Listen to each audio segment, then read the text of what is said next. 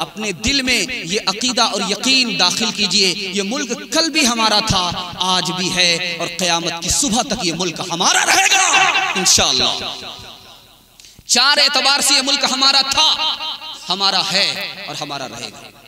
चार एतबार से शेखुल इस्लाम मौलाना हुसैन अहमद मदनी रहमतुल्लाह लिखते हैं, चार एतबार से ये मुल्क हमारा था, हमारा है और हमारा रहेगा। हाँ, अब आइए बेला किसी तमहीद व ताखीर के, मैं बड़े अदब के साथ बड़े भाई आली जनाब मुफ्ती सादुन नजीब साहब दामत बरकातुहुमुल आलिया से गुजारिश कर रहा हूँ कि हजरत तशरीफ लाए और अपनी कीमती बातों से हम सामईन को नवाजे। सारी दुनिया को नींद आ गई, उनका दीवाना बेदार है, अब आप ही फैसला कीजिए कौन जन्नत का हकदार है।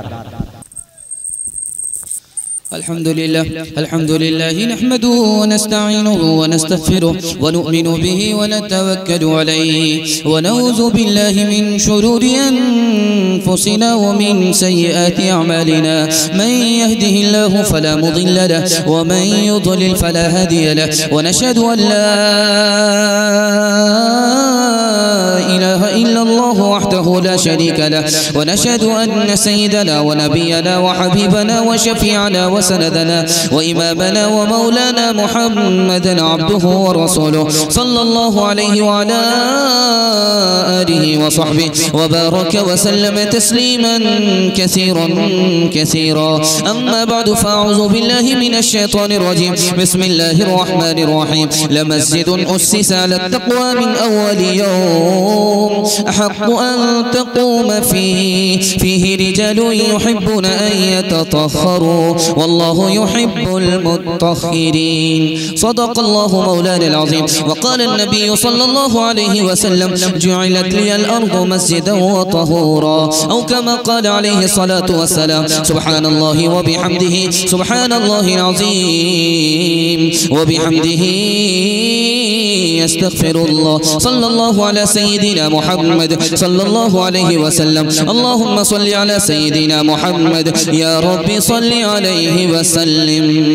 खताकार से दर गुजर करने वाला, खताकार से दर गुजर करने वाला, बदंदेश के दिल में घर करने वाला, मफासिद का ज़ेरो ज़बर करने वाला, क़बाइल का शीरो शकर करने वाला, मफासिद का ज़ेरो ज़बर करने वाला, क़बाइल का शीरो शकर करने वाला, क़बाइल का शीरो शकर करने वाला, उतर कर हिरा से सोए कौम आया और एक नुस्खे की मियाँ साथ लाया, वो नबियों में रहमत लक़ब पाने वाला, मुरादे गरीबों की बरलाने वाला, मुसीबत में गैरों के काम आने वाला, मुसीबत में गैरों के काम आने वाला, वो अपने पराए का गम खाने वाला, मुसीबत में गैरों के काम आने वाला, वो अपने पराए का गम खाने वाला, वो अपने पराए का गम खाने वाला, फकीरों का मलजा ज़ईफ़ों का मावा, यतीमों का वाली गुलामों का मौला। आप लोग सो चुके हैं, मैं भी चाहता हूं जल्दी से आपको सुला दूं, थोड़ा सा आपका वक्त कुर्बान करना चाहता हूं। अगर आप नहीं जागेंगे तो मैं जनाजा पढ़ करके चला जाऊंगा, अगर जागेंगे तो दुआ करके जाऊंगा। हाथ उठाइए इंशाअल्लाह। इंशाअल्लाह बेदारी के साथ आप सुनने के लिए बैठे हैं। थोड़ा सा जलसा आपका बचा खुचा है, वो हमारे हिस्से में है, अगर आप साथ देंगे तो मैं कामयाब हो जाऊंगा। और आखिर वक्त में खुदा आसमान पर आ चुका है, ये जलसा अगर कबूल हुआ तो हमारे तमाम गुनाहों का कफ़ारा बन जाएगा। मैं आपके दिलो दिमाग को अंदर से टटोलने के लिए तैयारी कर रहा हूँ। देख रहा हूँ आप लोग दिलो दिमाग से मुकम्मल तैयार है या नहीं। जलसे वाले ने गलती की कि आपका पेट भर दिया, उसके बाद से आप सोना शुरू कर दिया। आपका पेट खाली रहता तो आप फजर तक साथ देते।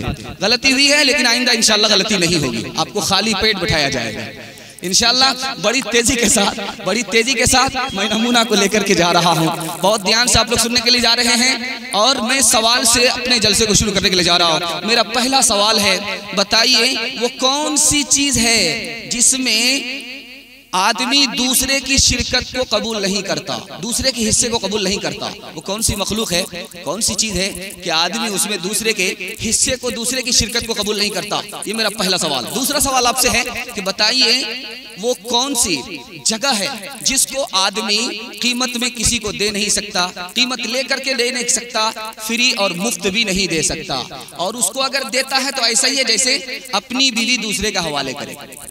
ये कौन सी जगह है? तीसरा और आखिरी सवाल आपसे करने के लिए जा रहा हूं। तीसरा और आखिरी सवाल है, मुसलमान नमाज क्यों नहीं पढ़ रहा है? मुसलमान है, मस्जिद आबाद है, लेकिन सजदे से आबाद नहीं है। मस्जिद दरो दीवार से आबाद है, सजदे से आबाद नहीं है। मुसलमान दूर है, 3 वक्त नमाज पढ़ता हफ्ते में, साल में और मरने के बाद, बाकी छुट्टी है। ऐसा क्यों है? तीनों सवाल के जवाब को मुकम्मल करके मैं पैगाम को शुरू करने के लिए जा रहा हूँ। एक बार बेदारी का सबूत देते हुए एक बार और हाथ उठाइए इंशाल्लाह। मेरा पहला सवाल था कि बताइए वो कौन सी मखलूक है कि उसमें आदमी दूसरे की शिरकत को, दूसरे के हिस्से को कबूल नहीं करता? बाप बेटे के नसब में दूसरे के हिस्से को कबूल नहीं करता। एक बच्चे का बाप एक ही होता है, 2 नहीं हो सकता। बीवी है तो उसमें आदमी दूसरे के हिस्से को कबूल नहीं करता। खुदा की खुदाई है, वो इसमें दूसरे के हिस्से को कबूल नहीं करता। मेरा दूसरा सवाल आपसे था कि आदमी मुफ्त में वो चीज नहीं दे सकता, कीमत लेकर के भी नहीं दे सकता। देना ऐसे ही जैसे अपनी बीवी दूसरे को हवाले करना। अल्लाह का घर मस्जिद है, वो क़यामत तक के लिए मस्जिद है।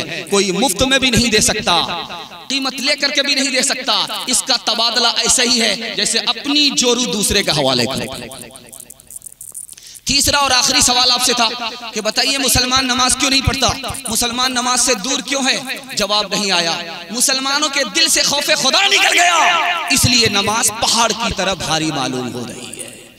छोड़ के मस्जिद जा बैठे है मैं खानों में, छोड़ के मस्जिद जा बैठे हैं मैं खानों में, छोड़ के मस्जिद जा बैठे हैं मैं खानों में।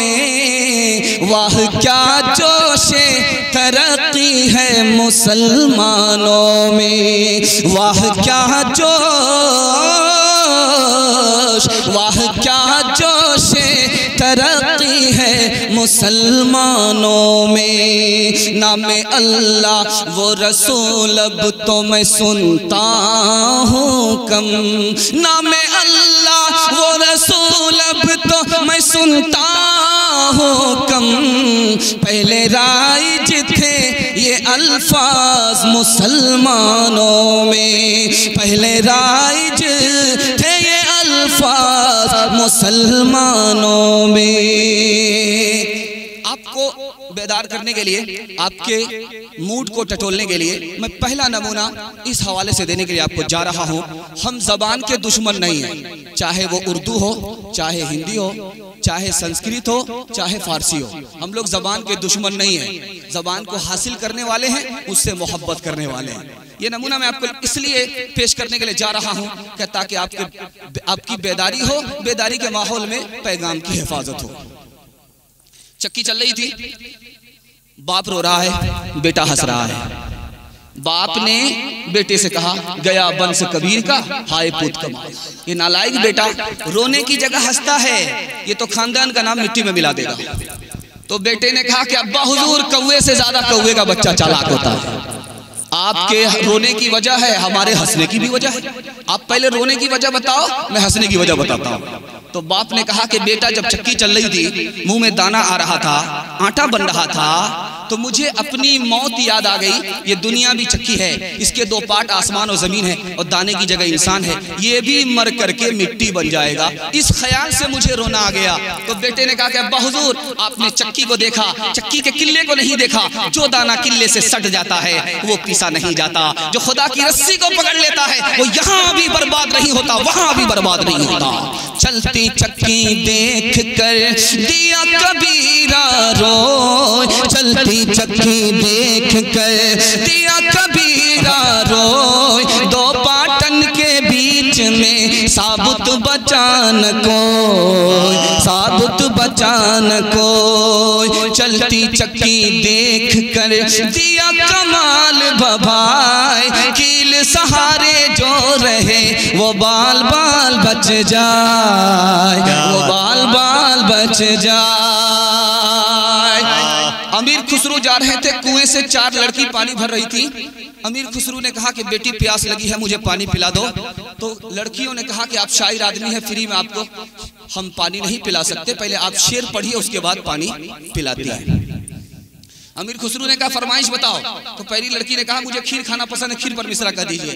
दूसरी लड़की ने कहा कि मेरी माँ चरखा चलाती है, कपड़ा बुनती है, चरखा पर मिश्रा कर दीजिए। तीसरी लड़की ने कहा मेरा बाप ढोल बजाता है मुहर्रम का और घर चलाता है, मुहर्रम के ढोल पर मिश्रा कर दीजिए। चौथी लड़की ने कहा कि मेरे घर में कुत्ता है, रात भर जागता है, घर की हिफाजत करता है, इस पर मिश्रा कर दीजिए। अमीर खुसरू ने चारों लड़कियों की फरमाइश को 2 मिसरे में पेश किया। खीर पकाई जतन से चरखा दिया जलाए, खीर पकाई जतन से चरखा दिया जलाए। आया कुत्ता खा गया बैठ के ढोल बजा, ला पानी पिला। ये लतीफा का लतीफा है और नसीहत का नमूना भी नमूना है। ध्यान दीजिएगा, अमीर खुसरू ने खीर कहा, चरखा कहा, कुत्ता कहा, ढोल कहा। मतलब क्या हुआ? अमीर खुसरू का कहना यह है कि जिस तरह खीर पकाने में मेहनत करनी पड़ती है, उसी तरह खुदा की मोहब्बत के लिए कुर्बानी देनी पड़ती है। अमीर खुसरू का कहना है कि जिस तरह चरखा चलता है तो कपड़ा बुना जाता है, जब दिल का चरखा चलता है तब अल्लाह की मोहब्बत दिल में उतरती है। अमीर खुसरू का कहना है कि नफ्स इंसान का कुत्ता है, इसको निकालना पड़ता है, इसको ताबे करना पड़ता है, वरना ये नफ्स इंसान को कुत्ता बना देता है। नफ्स को काबू में करना है, नफ्स के ताबे नहीं होना है। अमीर खुसरू का कहना है कि जब आदमी के अंदर अल्लाह की मोहब्बत नहीं होती तो वो ढोल का पोल होता है, ऊपर से फीट फाट, नीचे से मकामा घाट। खीर पकाई जतन से चरखा दिया जलाए, आया कुत्ता खा गया बैठ के ढोल बजा, ला पानी पिला। एक बुढ़िया ने एक मुजाविर को बुलाया फातिहा के लिए। बुढ़िया ने मुजाविर को बुलाया फातिहा के लिए। खीर बड़ी प्यारी थी, मुजाविर सारी खीर खा गए, प्लेट को चाटने लगे। तो बुढ़िया को गुस्सा आया, कहा कि अब क्या कर रहे हो मेरे वास्ते, तो खीर छोड़ी नहीं, सारी खीर खा गए। तो कहा कि मदीना साफ कर रहा हूं। बुढ़िया को और गुस्सा आया, जिस हांडी में खीर तैयार किया था ला करके सामने रख दिया। कहा कि ये मक्का है, इसको भी साफ करके चले जाओ। मंतिक से निकलना चाहते थे, बुढ़िया ने फलसफे से फंसा लिया। जब हांडी की खीर को साफ कर गए तो बुढ़िया ने कहा कि कितना बेशरम आदमी है, हांडी की खीर को भी नहीं छोड़ा। तो बुढ़िया ने हांडी को पलट दिया। कहा जब मदीना साफ कर ही दिया, मक्का साफ कर ही दिया, तो ये हजर अस्वद है, इसको भी चाट करके चले जाओ। मिले जो दूध में चावल उसी को खीर कहते हैं, मिले जो दूध में चावल, मिले जो दूध में चावल उसी को खीर कहते हैं। जो सारी खीर खा जाए उसी को पीर कहते हैं, जो सारी खीर खा जाए। क्या बात है, खीर बरवज़्ने पीर। एक जगह उत्तर दिनाजपुर में जलसा हो रहा था, 2 पीरों का इज्तिमा था। पहले पीर में मौलाना वली रहमानी साहब दामत बरकातुहूम थे। ये दुबले पतले पीर थे, सर पे अमामा नहीं था और पेट कोठी नहीं, पेट इंडिया गेट नहीं। इनका बयान हो गया, मौलाना वली रहमानी साहब दामत बरकातुहूम चले गए। अब जाली पीर की बारी आई, जिसके सर पे अमामा बड़ा भारी था और पेट क्या, ये पेट कोठी मालूम हो रहा था। गुलाम रब्बानी कासिर साहब उस वक्त हयात से थे, उनको शेर पढ़ना था, तो उन्होंने एक जवान को तैयार किया, तुम मोटरसाइकिल स्टार्ट करके वहां रहो, मैं जूता चप्पल भी छोड़ करके मोटरसाइकिल पर बैठूंगा, थोड़ी देर में इनको तो कुछ समझ में नहीं आएगा, बाद में समझ में आएगा, जब तक तो मैं किशनगंज पास कर जाऊंगा। तो कासिर साहब ने शेर नहीं शराब करना शुरू किया। उन्होंने पहला मिसरा पढ़ा, सर पे हजरत के अमामा तो बड़ा भारी है, सर पे हजरत के अमामा तो बड़ा भारी है, सर पे हजरत के अमामा तो बड़ा भारी है। इधर से सुभान अल्लाह, उधर से सुभान अल्लाह, इधर से सुभान अल्लाह, खूब दाद मिल रही है। उसके बाद अगला मिसरा कहा, पेट लगता है कि ये कुफ्र की अलमारी है, पेट लगता है कि ये कुफ्र की अलमारी है। किताब लस्किया के हवाले से मैं शेर सुनाता हूँ, उसके बाद असल मकसद पर मैं आ रहा हूँ। मैं आपको हंसाने में रह जाऊँ तो आपका वक्त भी ज़ाय हो जाएगा, बर्बाद हो जाएगा।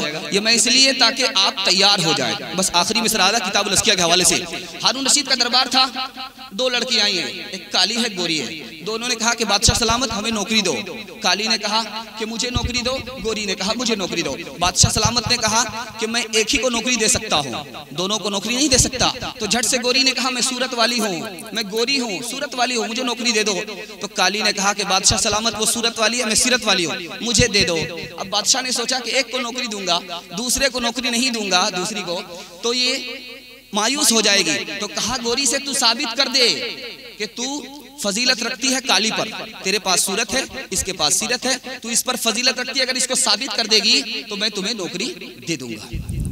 तो गोरी ने कहा मोती सफेद है, कीमत है उसकी लाखों, और कोयला है काला, पैसों में ढेर पाले, अल्लाह के नेक बंदों का मुंह सफेद होगा, और जो दोज़खी होंगे मुंह के होंगे काले।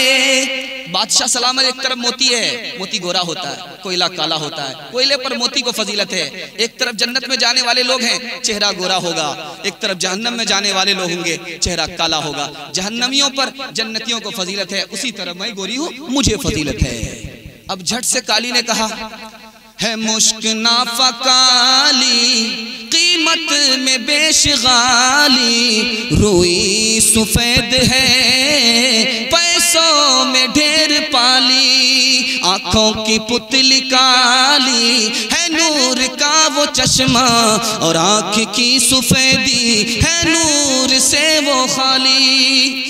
बादशाह सलामत एक तरफ मुश्क है, दूसरी तरफ रुई है, रुई पर मुश्क को फजीलत है, और मुश्क का रंग काला होता है, गोरा नहीं होता। बादशाह सलामत आंख में दो हिस्से हैं, एक सफेद वाला हिस्सा है, एक काला वाला हिस्सा है। रोशनी काले वाले हिस्से में होती है, सफेद वाले हिस्से में नहीं होती। जैसे इसको फजीलत है उसी तरह मुझे फजीलत है। अब वजीर से बादशाह ने पूछा क्या हो रहा है? कहा कि हुजूर औरतों का झगड़ा चल रहा है। तो गोरी ने सोचा अगर मैं खामोश रहूंगी मुकदमा हार जाऊंगी, तो उसने झट से कहा कागज सफेद है कुरान पाक वाले। तो झट से काली ने कहा और उन पे जो लिखे हैं कुरान के हर्फ काले। झट से गोरी ने कहा रुखे मुस्तफा है रोशन, दांतों में है उजाला। झट से काली ने कहा और जुल्फ उनकी काली, कमली का रंग काला। अब वजीर ने बादशाह से पूछा क्या हो रहा है? कहा हुजूर पहले तो झगड़ा चल रहा था, अब यहाँ से रगड़ा चल रहा है, औरतों का रगड़ा चल रहा है। तो गोरी ने झट से कहा मीलाद का जो दिन है रोशन वो बिल यकीन है। काली ने कहा मेराज की जो शब है काली है या नहीं है। बादशाह ने वजीर से पूछा क्या करना चाहिए? कहा बादशाह सलामत थोड़ा सब्र कीजिए, झगड़ा तो आप ही ने खड़ा किया। यहां से झगड़ा खत्म हो गया, रगड़ा खत्म हो गया, मुशायरा चल रहा है। तो बड़े प्यार से गोरी ने बादशाह को मुखातब किया है, इंसाफ कीजिएगा, कुछ सोचिएगा प्यारे, सूरज सफेद रोशन, तारे सफेद सारे। बादशाह सलामत, सर को उठाइए, सूरज को देखिए, सितारे को देखिए। सूरज भी गोरा होता है, सितारे भी गोरे होते हैं। मैं गोरी हूँ, जैसे सूरज को फजीलत है उसी तरह मुझे फजीलत है। तो झट से काली ने कहा, इंसाफ कीजिएगा, है आप अक्ल वाले, काला गिलाफ काबा हजरत बिलाल काले। अब बादशाह ने कहा क्या करना चाहिए? कहा कि बादशाह सलामत, इन दोनों को नौकरी दे दीजिए वरना क़यामत की सुबह तक मुशायरा जारी रहेगा। तालीम औरतों को भी देनी जरूर है, देनी जरूर है। लड़की जो बेपढ़ी हो तो वो बेशोर है, बेशोर है। हुस्ने मुआशरत में, हुस्ने मुआशरत में सरासर फुतूर है, और इसमें वालिदैन का बेशक कसूर है, बेशक कसूर है। बस आखिरी मिसरा सुना रहा हूं, उसके बाद मैं अपने पैगाम को शुरू करने के लिए जा रहा हूं। आप लोग तैयार नहीं? हाथ उठा दिए इंशाल्लाह। देखिए मुकम्मल रॉन्ग जा रहे हैं, तैयार नहीं है हाथ उठा दिया, मुकम्मल रॉन्ग जा रहे हैं। एक बार और हाथ उठाइएगा, इंशाल्लाह तैयार है, इंशाल्लाह तैयार है। अभी 12 रबीउल अव्वल का जुलूस निकला, लोगों ने केक काटे, कौवा चला हंस की चाल, अपनी चाल भूल गया। मैं अपना एहतजाज दर्द करता हूँ, ये 2 मिसरे पढ़ता हूँ।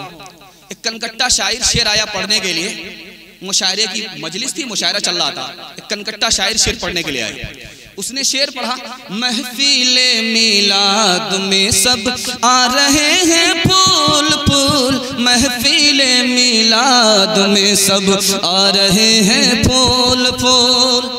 इधर से भी नोट की बारिश हो रही है, उधर से भी नोट की बारिश हो रही है। जब नोट की बारिश को देख रहा है तो दूसरा मिसरा नहीं पढ़ रहा है, उसी को सिकर्रर, चहार कर्रर, पंज कर्रर, शश कर्रर कर रहा है। सुनते सुनते बीच का एक आदमी पक गया, उसने खड़े होकर के कहा कि बात शायर साहब आप दूसरा मिसरा भूल गए हैं, अब जाकर के मैं मिसरे का जोड़ा लगा दूं।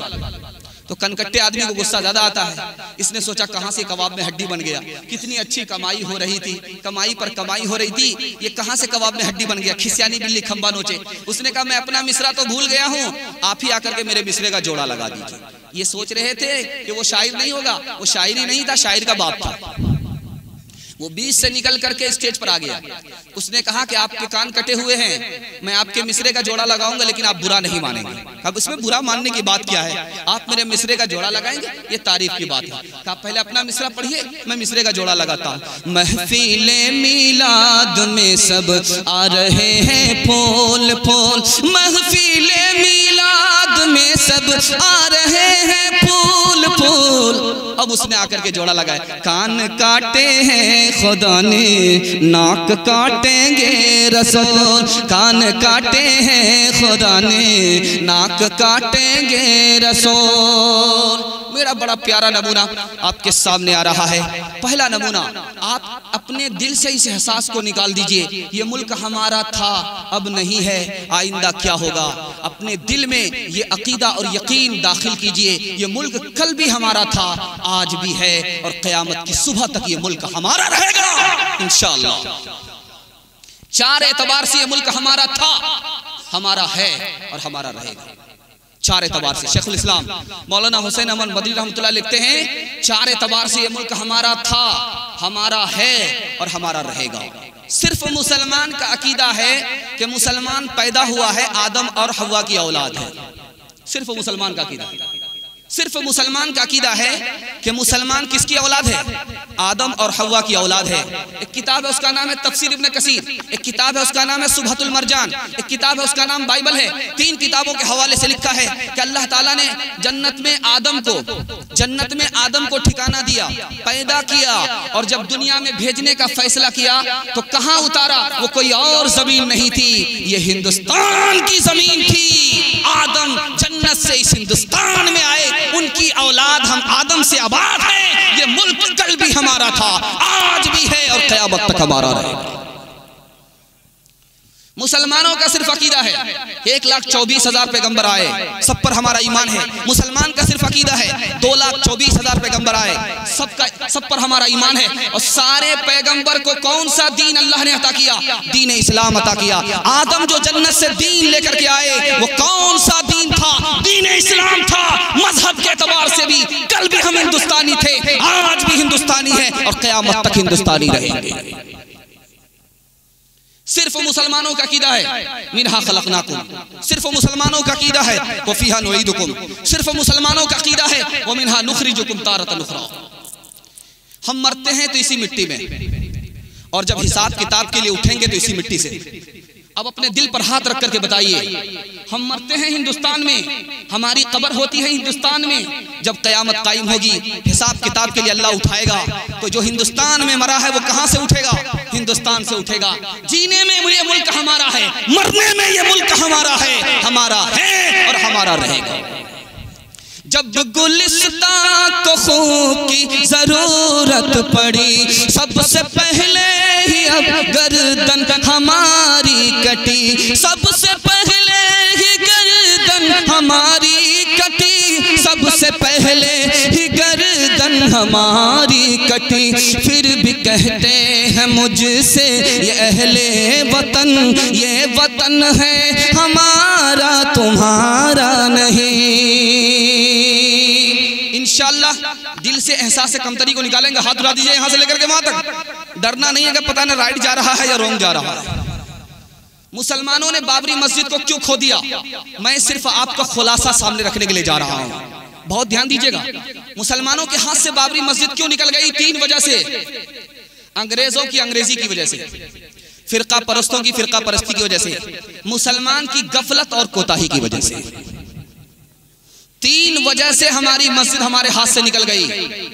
मुसलमानों ने कोताही की, उस कोताही का नतीजा हुआ सामने सिला बिला। फिरका परस्तों की फिरका परस्ती ने काम किया, अंग्रेजों की अंग्रेजी ने काम किया। 2 अंग्रेज का नाम याद रखिए। एक अंग्रेज था, उसका नाम था जोसेफ तफन थलर। इसने 1788 में कहा वो जगह जहां मस्जिद है यहां राम जी पैदा हो सकते हैं। ये पहला आदमी था। 1788 में जोसेफ तफन थलर ने सबसे पहला शोषा छोड़ा। हिंदू मुसलमान को बिल्ली बनाओ, बंदर बन करके हुकूमत करो, डिवाइड एंड रूल, लड़ाओ और हुकूमत करो। उसने पहला शोषा छोड़ा। शोषा क्या था? जिस जगह मस्जिद है वहां राम पैदा हो सकते हैं। इन्होंने कहा हो सकते हैं और इन्होंने कहा कि हैं। ध्यान दीजिएगा। दूसरे नमूने को ध्यान में रखिए। एक अंग्रेज था, उसका नाम था कन्निघम। इसने 1857 के बाद क्या लिखा कि बाबर ने मंदिर को तोड़ा, मंदिर तोड़ करके मस्जिद बनाई, और जिस वक्त मंदिर को तोड़ा जा रहा था, मस्जिद बनाई जा रही थी, 1,74,000 हिंदुओं को कत्ल किया और उसके खून को बाबरी मस्जिद के मिट्टी गारे में मिलाया। मिस्टर शेर सिंह कहते हैं, ओ हरामजादे, ओ अपने बाप की औलाद जो नहीं है उसके हवाले से ऐसा झूठ क्यों बोलते हो? ये बताओ कि 1857 से पहले फैजाबाद और अयोध्या की आबादी 3-4 लाख की है? झूठ बोलना। तुम्हारा मकसद ही है हिंदू मुसलमान को बांटो और हुकूमत करो। हिंदू मुसलमान कल भी बंदर बिल्ली बने थे और ये कल भी बंदर था। इस मुल्क से चला गया, फिर भी बंदर बन करके बिल्ली बना रहा है। 1785 में अयोध्या के पंडितों ने कहा कि बाबर ने इस मंदिर को तोड़ा, कभी कहा औरंगजेब ने तोड़ा, कभी कहा कि औरंगजेब ने, मुसलमानों ने मंदिर की जमीन को गसब कर लिया। 1975 में एसपी गुप्ता ने कहा वहां मंदिर था, 84 खंभे थे, सबको तोप से उड़ा दिया, सिर्फ 14 बाकी रह गए, सिर्फ 14 बाकी रह गए। मुसलमानों, 3 लोगों ने मस्जिद को तोड़ा और 3 वजह से मस्जिद चली गई। और मस्जिद को गंवा बैठे अपनी गफलत और कोताही की वजह से। मैं जायजा लेने के लिए मैं आपसे सवाल करना चाह रहा हूं। 1785 में यह शोषा चला था। 3 बार बाबरी मस्जिद पर हमले हुए। 1949 में मूर्ति रखी गई। 1986 में मस्जिद का ताला खोला गया। 1989 में पूजा पाठ की इजाजत दे दी गई। 1992 में मस्जिद को तोड़ दिया गया। मैं आपसे सवाल करना चाहता हूं, 1785 में यह मसला खड़ा हुआ था कि यह मंदिर था, इसको तोड़ करके मस्जिद बनाया गया और ये मस्जिद मंदिर पर है। यह मसला 1785 में खड़ा हुआ था। मुसलमान सो रहा था। मुसलमान कब जागता है? 1986 में। बाबरी मस्जिद एक्शन कमेटी कब बनती है? 1986 में। कायदा है सुने घर में बकरी सवासिन, जो सोता है वो खोता है, जो जागता है वो पाता है। कैसी तरक्की कैसा मेल, हमसे सुन लो इसका खेल, हमसे सुन लो इसका खेल। कैसी तरक्की कैसा मेल, हमसे सुन लो इसका खेल। जिसकी लाठी उसकी भैंस, जिसकी लाठी उसकी भैंस। फेलुन फेलुन फेलुन फेल, फेलुन फेलुन फेलुन फेल। बहुत ध्यान दीजिएगा। कुछ गैर मुस्लिमों को आप याद रखिए, उनके वास्ते दिल से दुआ कीजिए कि अल्लाह उनकी नस्लों को इस्लाम के लिए कबूल फरमाए। इंशाअल्लाह दुआ करेंगे, हाथ उठा दीजिए इंशाअल्लाह। इस नमूने को बड़ी तेजी के साथ खत्म कर रहा हूं। एक नाम याद रखिए, खुशूनत सिंह। उन्होंने कहा कि जिस रात मस्जिद को तोड़ा गया उस रात बहुत सारे गैर मुस्लिमों के घर चूल्हा तक नहीं जला। इस गम में अल्लाह का घर तोड़ दिया गया। ऐसे गैर मुस्लिम को याद रखिए। दूसरा एक गैर मुस्लिम कमलापति त्रिपाठी, मस्जिद के टूटने से पहले इंतकाल कर गए। हाथ जोड़ करके वो कहते थे, लोगों ये मस्जिद भी अल्लाह का घर है, मंदिर भी अल्लाह का घर है, मस्जिद भी अल्लाह का घर है, इसे मत तोड़ना। अगर तोड़ने के लिए फावड़ा चलाओगे तो मस्जिद पर नहीं मेरे सर पर चलेगा। ऐसे लोगों को याद कीजिए, उनकी नस्लों के वास्ते दुआ कीजिए, अल्लाह उनकी नस्लों को इस्लाम के लिए कबूल फरमाए। तीसरा नाम याद रखिए, मुरारजी भाई देसाई। मुरारजी भाई देसाई सोमनाथ के ट्रस्टी थे, सोमनाथ मंदिर चलाते थे। सोमनाथ के बगल में छोटी सी मस्जिद थी, वीरान थी, आजान भी नहीं होती थी, नमाज भी नहीं होती थी। उन्होंने मुसलमान से हाथ जोड़ करके कहा कि मुसलमानों, मुझे एक मौजिन दे दो, मैं पैसा दूंगा। मुझे एक इमाम दे दो, मैं पैसा दूंगा। मैं चाहता हूं कि जिस तरह मंदिर आबाद है उसी तरह अल्लाह का घर आजान से और नमाज से आबाद हो। आखिरी मिसाल देने के लिए जा रहा हूं, आखिरी मिसाल। अक्षय ब्रह्मचारी गैर मुस्लिम है, दुआ कीजिए अल्लाह इनकी नस्लों को इस्लाम के लिए कबूल फरमाए। ये क्या कहते हैं, तुम मंदिर का झगड़ा खड़ा कर रहे हो, मस्जिद का झगड़ा खड़ा कर रहे हो और मंदिर के साथ किसका नाम लगा रहे हो? राम का नाम जोड़ रहे हो, राम का नाम जोड़ रहे हो। पता है ये राम कौन था? ये राम वो था जिसने अपने भाई के लिए, छोटे भाई के लिए राजपाट छोड़ दिया और वनवास ले लिया। अगर तुम राम के नाम लेवा हो तो क्या अपने छोटे भाई मुसलमान के लिए मस्जिद नहीं छोड़ सकते? तो फिर राम मंदिर का झगड़ा क्यों खड़ा करते हो? छोड़ के अपने महल तो महले, जंगल जंगल फिरना, औरों के सुख चैन की खातिर हर संकट में घिरना। है यही राम के लेख की रेखा, आ गया अब विश्वास। जब जब राम ने जन्म लिया तब तब पाया बनवास। राम हर एक युग में आए पर कौन उन्हें पहचाना। राम की पूजा की जगने पर राम का अर्थ न जाना। तकते तकते बूढ़े हो गए धरती और आकाश। जब जब राम ने जन्म लिया तब तब पाया बनवास। बस एक मिसाल पर खत्म करने के लिए जा रहा हूं, आप लोग सुनने के लिए तैयार हैं? मुकम्मल हाथ उठाइए इंशाअल्लाह। इंशाअल्लाह बाबर बादशाह ने अपने बेटे को नसीहत किया। एक किताब है उसका नाम है तारीख हिंद। बाबर बादशाह ने अपने बेटे हुमायूं को नसीहत किया। कहा कि बेटा अगर कामयाब हुकूमत करना चाहते हो, इस हिंदुस्तान में कामयाब बादशाह बनना चाहते हो तो मेरी नसीहत को कान खोल करके सुनो। तुम्हारा मजहब इस्लाम जरूर है लेकिन तुम दूसरे धर्म का भी एहतराम करना। अगर एहतराम नहीं करोगे तो तुमसे जुल्म होगा, इंसाफ नहीं होगा। पहली नसीहत किया। और दूसरी नसीहत किया कि बेटे गाय को ज़बह मत करना, गाय कुशी मत करना, ये हिंदुस्तान है। यहाँ के हिंदू गाय को माता कहते हैं, गाय को ज़बह मत करना। अगर तुम गाय को ज़बह करोगे उनके दिल में तुम्हारी जगह नहीं होगी, गाय की ज़बह छोड़ दोगे उनके दिल में तुम्हारी जगह होगी। तीसरी नसीहत बाबर ने किया है अपने बेटे को कि बेटा मंदिर को मत तोड़ना। मंदिर तोड़ने की बात तो दूर की है, मंदिर की तरफ आंख भी मत उठाना, उसकी बेअदबी मत करना, वरना इनसे गैर मुस्लिमों से तुम्हारा दोस्ताना ताल्लुक नहीं रहेगा। आखिरी नसीहत बाप ने बेटे को किया है कि बेटा इस्लाम फैलाना, लेकिन इस्लाम जुल्म और सितम की तलवार से नहीं, लुत्फ और एहसान की तलवार से फैलाना।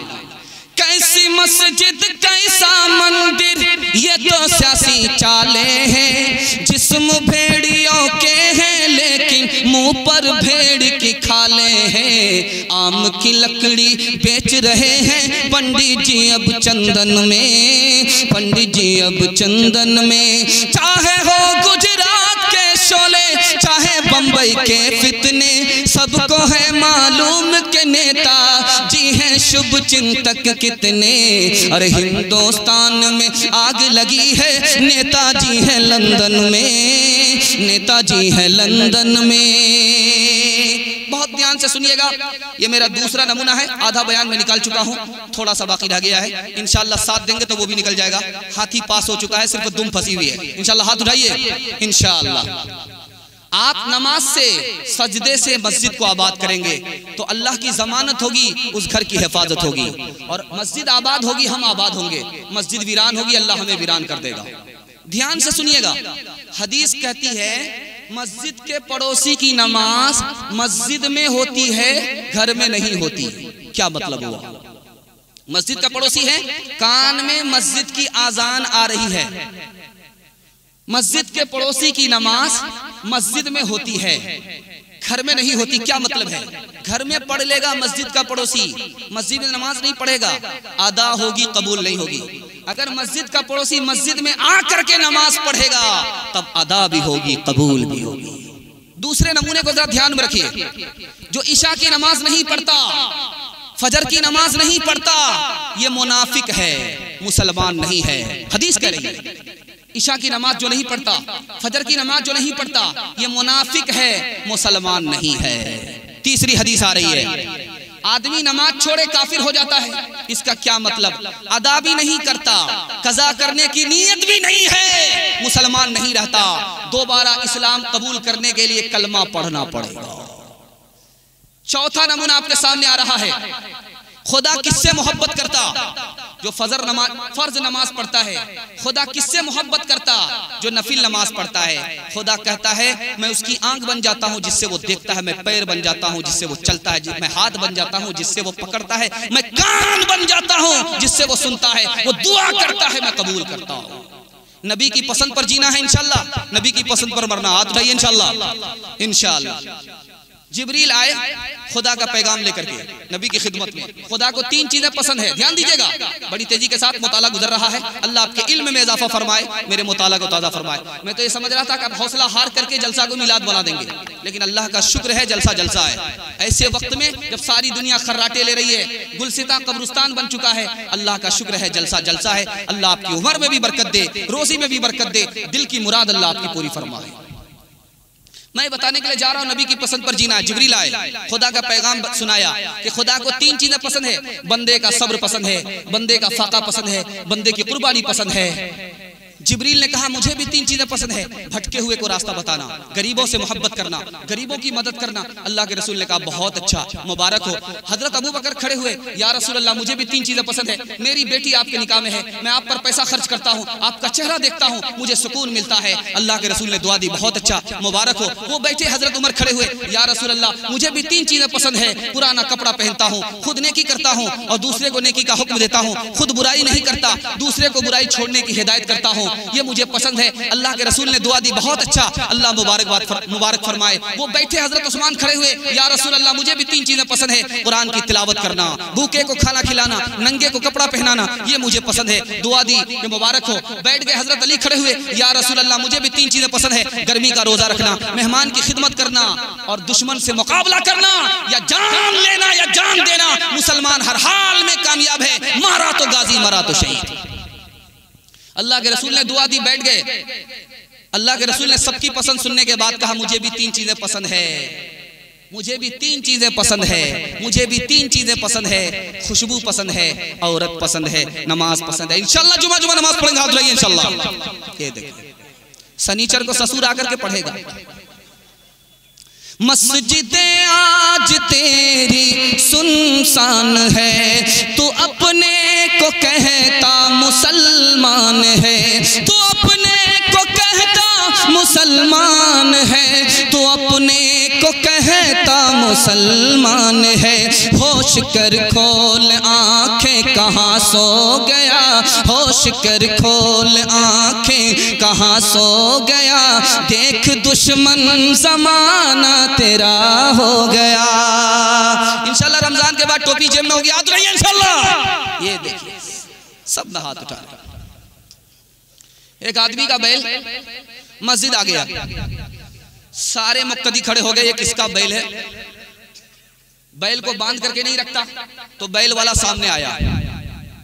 उसने कहा कि वो तो बैल बेवकूफ था कि मस्जिद चला गया, मुझे आज तक आपने मस्जिद में देखा है? सुबह का वक्त था, मुर्गा अजान दे रहा था, लोमड़ी आ गई और मुर्गे से कहा कि ओ मोहसिन साहब, अजान तो आप दे चुके हैं, नीचे आइए नमाज भी पढ़ लो। मुर्गा सोचा कि अल्लाह समद, ये लगता है कि खगड़िया का गिदड़ है, ये कहीं और का गिदड़ नहीं है, ये तो बहुत होशियार है, मैं जैसे नीचे आऊंगा ये मुझे चट कर जाएगा। तो मुर्गा भी होशियार था, उसने कहा कि मैं तो मौज़िन हूं, इमाम नहीं हूं, आप बताइए कि आप इमाम हैं या मुक्तदी है? कहा मैं मुक्तदी हूं। इमाम का इंतजार कर रहा। गिदड़ ने सोचा कि ये भी बड़ा होशियार है, मैं तो इसको हाफ पागल समझता था, लेकिन फुल पागल मैं हूं, हाफ पागल ये। थोड़ी देर में शेर आ गया। मुर्गा को मालूम था कि शेर मुर्गा को खाता नहीं है, उसने जंप करके शेर की पीठ पर जगह ले ली। अब गीदड़ जब भागने लगा तो मुर्गा ने कहा कि ओ मुक्तदी साहब, ओ मुक्तदी साहब, कहां जा रहे हो? इमाम तो आ गए। उसने क्या कहा? मेरा वजू टूट गया। बुलबुलें कह रही हैं ये क्या हो गया, बुलबुलें कह रही हैं ये क्या हो गया, इस चमन का निगहबा कहाँ सो गया, इस चमन का निगहबा कहाँ सो गया, इस चमन का निगहबा कहाँ सो गया। आँख कर होश कर खोल आँखें कहाँ सो गया, देख दुश्मन जमाना तेरा हो गया। इंशाअल्लाह अपनी मस्जिद को सजदे से आबाद करेंगे। जब ये घर आबाद होगा अल्लाह हमें आबाद रखेगा इंशाअल्लाह। हाथ उठाइए इंशाअल्लाह। बस एक बात आपसे कहूंगा, अपनी जगह ले लूंगा, ये मेरा आखिरी पैगाम है। आप लोग सुनने के लिए तैयार हैं? हाथ उठाइए इंशाअल्लाह। मदरसा की सरपरस्ती कबूल कीजिए, खानका की सरपरस्ती कबूल कीजिए। मदरसा से दूर मत रहिए, खानका से दूर मत रहिए, वरना आपको अल्लाह सफ़े हस्ती से मिटा देगा, उंदुलुस की तारीख हिंदुस्तान में वापस कर देगा। मदरसे के साथ रहिए इंशाअल्लाह, मदरसे के साथ जीना है, खानका के साथ जीना है। मदरसे ने कितने ही जीरा को हीरा बनाया, नमूना देने के लिए जा रहा हूँ बड़ी तेजी के साथ। एक बादशाह गुजरा है हिंदुस्तान का, उसका नाम था सुल्तान शमशुद्दीन अल्तमश। उसने 274 बीघा में एक हौज बनाया, 274 बीघा, 274 बीघा में एक हौज बनाया। ये हौज किसके लिए बना था? नमाज के वजू के लिए बना था, बादशाह ने बनाया। ये बादशाह हौज बना रहा है, और हौज कैसे बना आपको सुन करके बड़ा ताज्जुब होगा। बादशाह परेशान था, इतना बड़ा हौज कैसे बना है। बशारत हुई रात में नबी सल्लल्लाहु अलैहि वसल्लम की, देखा कि नबी सल्लल्लाहु अलैहि वसल्लम घोड़े पर सवार है। पूछा कि क्यों परेशान हो? कहा मैं वजू के लिए हौज बनाना चाह रहा हूँ और वो जगह मुतय्यन नहीं कर पा रहा हूँ। अल्लाह के रसूल सल्लल्लाहु अलैहि वसल्लम ने उंगली का इशारा किया, घोड़े ने टाप मारी, उससे चश्मा फूटा, बस आंख खुली, कुतुबुद्दीन बख्तियार काकी रहमतुल्लाह अलैह की खिदमत में आए। मैंने ऐसा ख्वाब देखा है, अपने उस्ताद को लेकर के उस जगह पर आए तो देखा कि वहां चश्मा फूट रहा था, बादशाह कुर्सी पर बैठा हुआ है, नबी की बशारत हो रही है, ये बादशाह अल्लाह का वली है, हुकूमत की कुर्सी पर बैठकर। ये किसका नतीजा था? कुतुबुद्दीन बख्तियार काकी की सोहबत का नतीजा था। मैं नमूना आपको देने के लिए जा रहा हूं। टीपू सुल्तान जब जिंदा थे तो मुसलमानों की हुकूमत कितनी लंबी चौड़ी थी? 17% रकबा में। 17% का मतलब 1,57,00,000 मुरब्बा मील पर मुसलमान हुकूमत करता था। 1,57,00,000 मुरब्बा मील पर मुसलमान हुकूमत करता था। टीपू सुल्तान जिंदा थे। टीपू सुल्तान जिंदा है, मुसलमानों की हुकूमत 1,57,00,000 मुरब्बा मील, 17% रकबे पर मुसलमानों की हुकूमत है। टीपू सुल्तान शहीद हो गए, मुसलमानों की हुकूमत छोटी होने लगी। कहां 1,57,00,000। टीपू सुल्तान शहीद हुए, 50 साल भी नहीं गुजरे, मुसलमानों की हुकूमत 45 लाख मुरब्बा मील पर रह गई, सिर्फ 5% हुकूमत। टीपू सुल्तान इतने बड़े इंसान कैसे बने? शाह अब्दुल अजीज रहमतुल्लाह अलैह की सरपरस्ती हासिल थी, इसलिए टीपू सुल्तान शेर खुदा बन गए। तीसरा नमूना दे रहा हूं, इस पैगाम को खत्म कर रहा हूं। तीसरा नमूना, एक बादशाह गुजरा है, उसके दिल में ख्याल आया मैं किसका बेटा हूं। बादशाह गुजरा है, ख्याल आया, दीन के बहुत सारे शोबे हैं, असल शोबा कौन है? ख्याल आया मैं मुसलमान हूं, नबी की बशारत नहीं हो रही है। रास्ता चल रहे थे, सड़क पर देखा कि एक तालिबे इल्म कुरान पढ़ रहा है, सड़क की रोशनी में कुरान पढ़ रहा है। कहा कुरान यहाँ पढ़ रहे हो, सड़क पर आकर के कुरान पढ़ रहे हो, मस्जिद में क्यों नहीं पढ़ते? कहा मस्जिद में रोशनी नहीं है, सड़क पर रोशनी है, इस रोशनी में आकर के मैं कुरान पढ़ रहा हूँ। कहा कि बेटे गम मत करो, कल से रोशनी का इंतजाम मस्जिद में कर दिया जाएगा, तुम्हें सड़क पर आकर के कुरान पढ़ने की जरूरत नहीं होगी।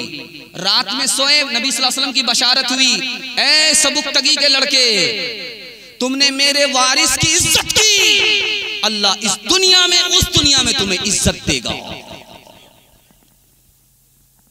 साजिश थी ये हमें लड़ा कर राज करेंगे हरदम, झुका दिया हमने अंग्रेजों के गुरूर का परचम, के गुरूर का परचम, मिला हमें आजादी का इनाम मदरसों से, मत जोड़ो आतंकवाद का नाम मदरसों से, कोई इल्जाम मदरसों से। इंशाअल्लाह मदरसे वाले पर, मदरसे की तालीम पर, मदरसे के उलमा पर एतराज नहीं करेंगे, मदरसे की को ताबुन देंगे, मदरसे में बच्चे को तालीम दिलाएंगे, मदरसे के उलमा की ताज़ीम करेंगे। हाथ उठाइए इंशाअल्लाह। एक किसान आलिम के पास आया मुनाजरा करने के लिए। आप बहुत बड़े आलिम हैं, तो मेरे एक सवाल का जवाब दीजिए। अगर सवाल का जवाब दिया तो ठीक, नहीं दिया तो 10 रुपए लगेंगे। आप आलिम हैं, सवाल का जवाब नहीं दे पा रहे हैं, आपको 10 रुपए लगेगा।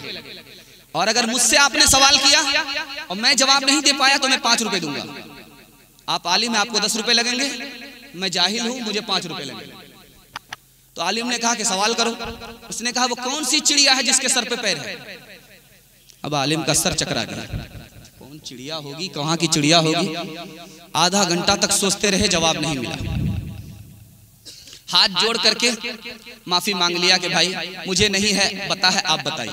का जब आपको पता नहीं 10 रुपए लाइए, 10 रुपए ले लिए।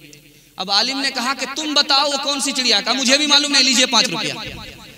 मैं बात का इलाका तारीकियों का डेरा, इलियास ने लहराया तबलीग का ये फेरा, उनकी तड़प को देखो, फिक्रों करब को देखो, सारे जहान का गम उलमाए देओबंद, पानीपत के वो जजीरे, वो माल्टा की रातें, शेरों के हौसले की सिद्क़ो वफा की बातें, महमूद व मदनी प्यारे पिसते रहे वो सारे, लेकिन हुए नखम उलमाए देओबंद।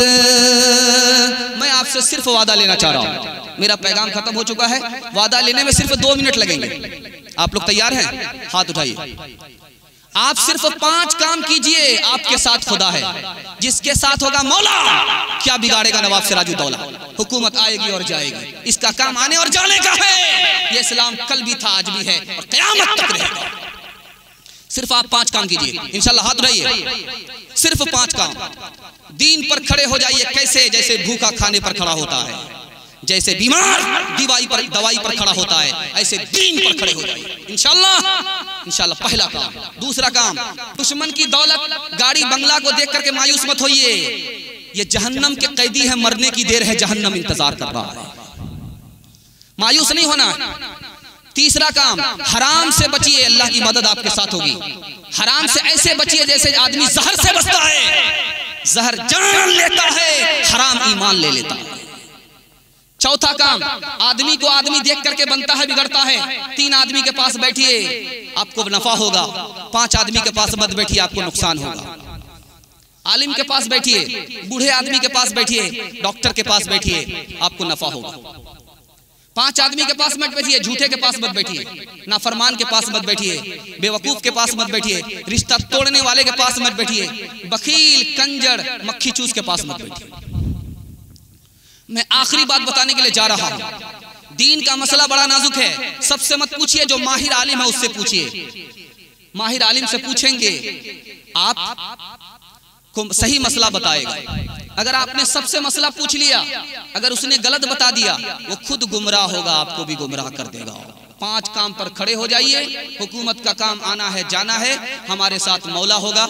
जब मौला होगा तो नवाब सिराजुद्दौला भी हमारा कुछ नहीं बिगाड़ सकेगा।